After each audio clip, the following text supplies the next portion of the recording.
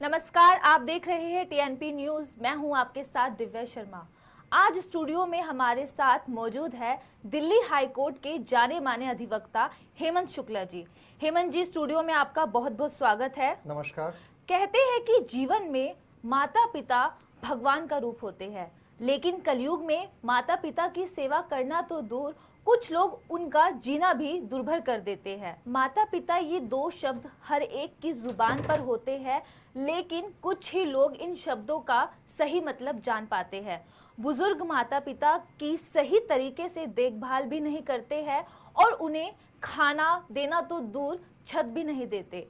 तो आज हम इसी मुद्दे पर हेमंत जी से बात करेंगे कि बुजुर्ग माता पिता के अधिकारों का हनन हो रहा है तो वे क्या कर सकते हैं। सर, मेरा आपसे सवाल है,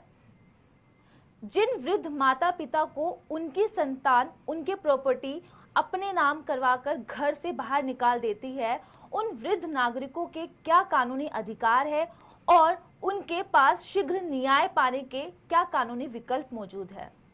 देखिए, सबसे पहले तो मैं टीएनपी न्यूज़ का धन्यवाद ज्ञापित करना चाहता हूं कि उन्होंने आज इस ज्वलंत मुद्दे को उठाया है। वर्तमान परिवेक्ष्य के अंतर्गत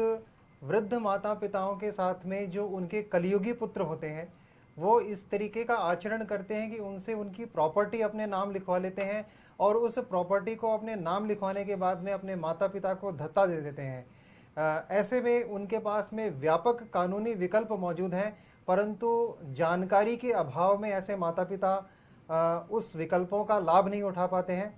तो भारत सरकार ने सन 2007 में senior citizen welfare and maintenance act 2007 establish किया, जिसके अंतर्गत यदि किन्हीं माता पिता से उनके बच्चे उनको बहला फुसलाकर यदि ऐसी उनकी प्रॉपर्टी अपने नाम करवा लेते हैं और उसके बाद में उन्हें उस प्रॉपर्टी से निकाल देते हैं, बाहर का रास्ता दिखा देते हैं या बेदखल कर देते हैं और उन्हें उस घर में, उस छत में नहीं रहने देते हैं, तो इस एक्ट की धारा 23 और 24 के प्रावधानों के अंतर्गत ज़िला जो अधिकारी होता है, डीएम होता है या उपायुक्त होता है, उनके ट्रिब्यूनल या न्यायालय के अंतर्गत इन सेक्शंस के अंतर्गत एक याचिका पत्र जो है वो प्रस्तुत किया जाता है और उस याचिका पत्र की 3 प्रतिलिपियां जो होती हैं वो मूलतः उस ट्रिब्यूनल के अंदर डाली जाती हैं, जिनमें से एक नोटिस के माध्यम से उनके पुत्र पुत्रियों को उपलब्ध करवाई जाती है और 2 प्रतिलिपि जो होती है वो न्यायालय के अंतर्गत रखी जाती है। इसके ऊपर जो डीएम साहब होते हैं वह तुरंत प्रभाव से संज्ञान लेते हैं। एक संक्षिप्त विचारण चलाया जाता है, समरी ट्रायल होती है। इसके अंदर एसडीएम साहब को रिपोर्ट देने के लिए कहा जाता है और जैसे ही एसडीएम साहब की रिपोर्ट आ जाती है, वैसे ही इसमें तुरंत प्रभाव से ऐसे कलयुगी पुत्रों के लिए और पुत्रियों के लिए जो अपने माता पिता को उनकी प्रॉपर्टी से बेदखल कर देते हैं, उनके इविक्शन के ऑर्डर हो जाते हैं। सर, कई माता पिता ऐसे होते हैं जिनके बच्चे उनकी देखभाल नहीं करते और उन्हें घर से बाहर का रास्ता दिखा देते हैं। ऐसे में अगर उन्हें गुजारा राशि चाहिए हो तो उनके पास ऐसे कौन से कानूनी विकल्प है जिनका वे इस्तेमाल कर सकते हैं? देखिए, यदि गुजारे भत्ते की बात की जाए तो गुजारे भत्ते के लिए 2 कानूनी विकल्प ऐसे माता पिता के साथ में ये जो सीनियर सिटीजन्स होते हैं उनके पास में मौजूद होते हैं। सबसे पहले सीआरपीसी 1973 की सेक्शन 125 जो होती है, ये एक क्रिमिनल प्रोसीडिंग्स होती है और इस क्रिमिनल प्रोसीडिंग्स को सामान्यतः जो ज़िला न्यायालय होते हैं उन ज़िला न्यायालयों के अंतर्गत एक याचिका पत्र जो होता है वो सेक्शन 125 के अंदर लगाया जाता है और वहाँ से उनको मेंटेनेंस के पावर मिल जाते हैं। इसी के साथ साथ में जिस senior citizen welfare and maintenance act की अभी हम बात कर रहे थे, उसकी सेक्शन 4 और 5 के अंतर्गत ऐसा प्रार्थना पत्र उस ज़िले के एडीएम साहब, एडिशनल डिस्ट्रिक्ट मजिस्ट्रेट साहब जो होते हैं उनको लगाया जाता है और 90 दिन के अंतर्गत ऐसे प्रार्थना पत्र का विचारण करके उसका निपटान कर दिया जाता है और उनको मेंटेनेंस के जो राइट्स होते हैं वो वहाँ से न्यायालय से प्रोवाइड करवा दिए जाते हैं। सर, इस कानूनी प्रक्रिया को लगभग कितना समय लग जाता है? देखिए, ये जो संक्षिप्त विचारण प्रक्रिया होती है और सामान्यतः जब आप अपनी सिविल कोर्ट के अंदर जाता है या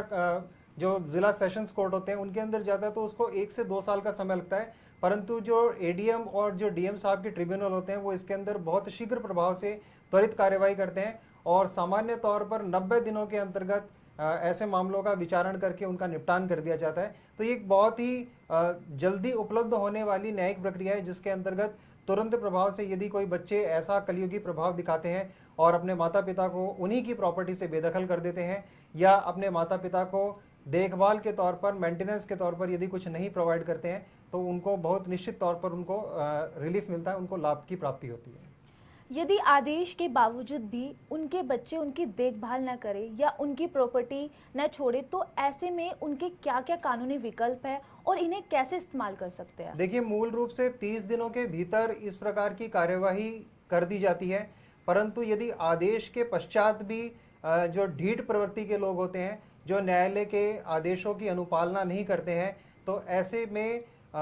एग्जीक्यूशन का, जिसको निष्पादन कहा जाता है, उस निष्पादन प्रार्थना पत्र का सहारा लिया जाता है और जिस कोर्ट से आदेश होता है उसी कोर्ट के अंदर एग्जीक्यूशन फाइल की जाती है। एग्जीक्यूशन पर यदि जो माननीय न्यायालय होता है, वह न्यायालय पुलिस जाब्ते को वहाँ पर भेजता है और पुलिस जाब्ता जो है वो जाकर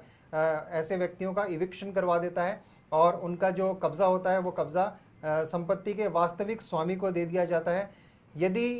किसी मामले में पुलिस कार्यवाही न्यायालय को उचित नहीं जान पड़ती है, तो और यदि जैसे मान लीजिए कि मेंटेनेंस के कोई ऑर्डर हो गए हैं और मेंटेनेंस के ऑर्डर का एग्जीक्यूशन नहीं हो पा रहा है, तो ऐसे में उस व्यक्ति की जो संपत्ति होती है, जो निजी संपत्ति होती है, उस निजी संपत्ति को कुर्क कर लिया जाता है और उसकी कुर्की करवाकर न्यायालय के माध्यम से जो भी मेंटेनेंस राशि उनको ग्रांट की जाती है, उस मेंटेनेंस राशि का भुगतान करवा दिया जाता है।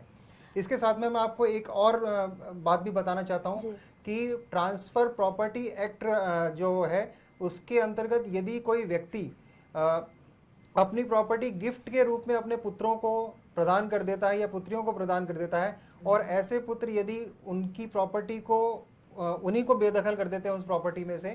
तो उस गिफ्ट डीड को भी रजिस्ट्रार, सब रजिस्ट्रार ऑफिस होता है, वहाँ पर जाकर रिवोक करवाया जा सकता है, उसको कैंसिल करवाया जा सकता है और इसके भी समुचित प्रावधान जो है वो इसी मेंटेनेंस वेलफेयर एक्ट के अंतर्गत मौजूद हैं।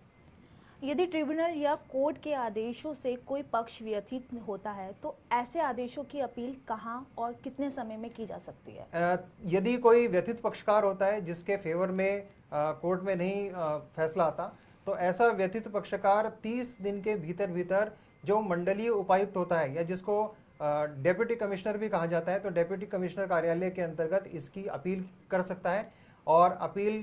के अंतर्गत निश्चित रूप से या कई बार डेप्यूटी कमिश्नर साहब को यदि ये प्रतीत होता है कि गलत आदेश पारित किया गया था, तो ऐसे आदेशों को निरस्त भी किया जा सकता है। शुक्रिया सर आपका हमारे स्टूडियो में, धन्यवाद। एक बार पुनः मैं टीएनपी न्यूज़ का हार्दिक स्वागत और धन्यवाद ज्ञापित करता हूं कि उन्होंने आज इस महत्वपूर्ण मुद्दे को उठाया, और इसी प्रकार की कानूनी जानकारी के लिए आप जुड़े रहिए हमारे साथ में, देखते रहिए टीएनपी न्यूज़। धन्यवाद। हमारे साथ बस इतना ही। आगे की तमाम जानकारी के लिए देखते रहिए टीएनपी न्यूज़। टीएनपी न्यूज़ को फॉलो, सब्सक्राइब करें और हमारी वेबसाइट पे जाए www.tnpnews.in।